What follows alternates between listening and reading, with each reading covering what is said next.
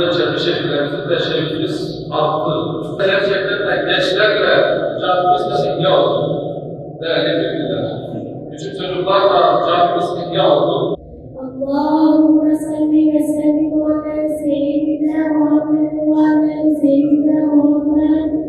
Allahu ekber, Allahu ekber, eşhedü en la ilahe illallah, eşhedü enne Muhammeden Resulullah. Hayya alas-salah, hayya alel-felah, qad-qâmetis-salah, qad-qâmetis-salah. Allahu ekber, Allahu ekber, la ilahe illallah.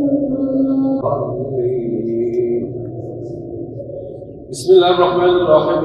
Allahu ahad, Allahus samad.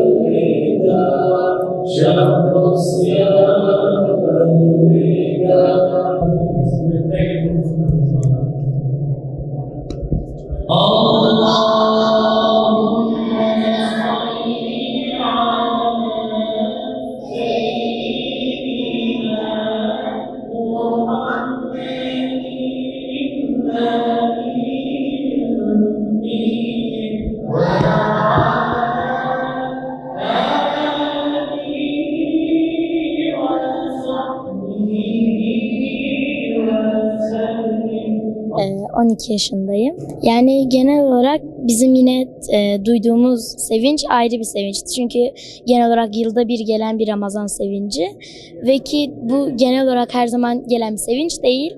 Yine teravihde geldiğimizde o 20 rekatın verdiği bir hissiyat çok iyi bir hissiyat.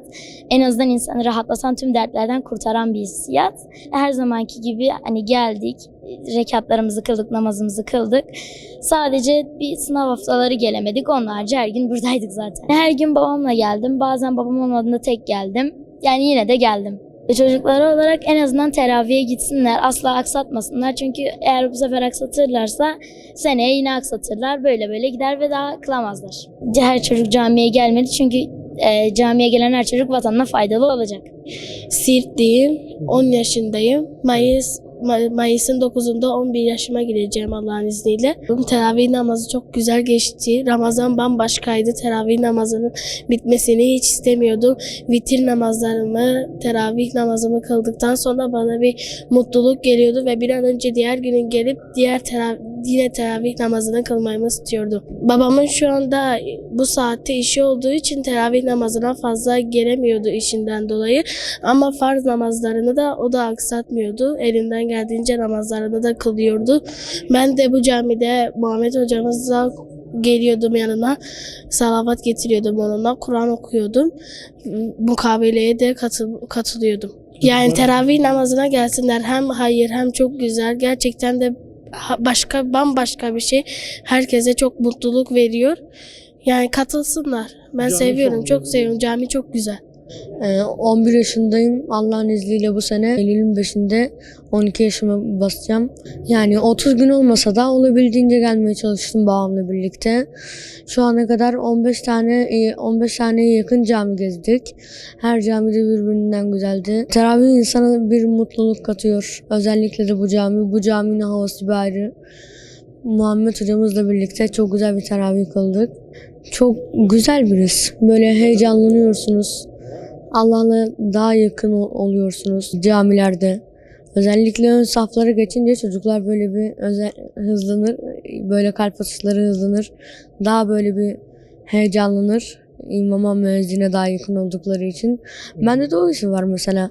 Ben de Muhammed hocamın tam yanındaydım. Böyle kendimi diğerlerinden böyle daha üstün gördüm. Yani gelsinler, cami çok güzel. Havası bir farklı, hocası çok güzel.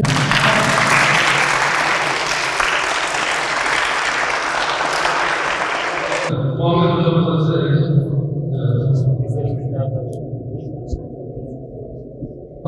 sizi bekliyoruz, camimize bekliyoruz. Vakit namazlarınızı bekliyoruz, tamam mı çocuklar? Ayrıca kampüsümüz açılacak, da inşallah. Anne babamıza o bile demeyeceğiz, tamam mı? Her zaman ve her zaman eve gittiğimizde Esselamu Aleyküm diyeceğiz, tamam mı? anne ve babam, siz nasıl küçük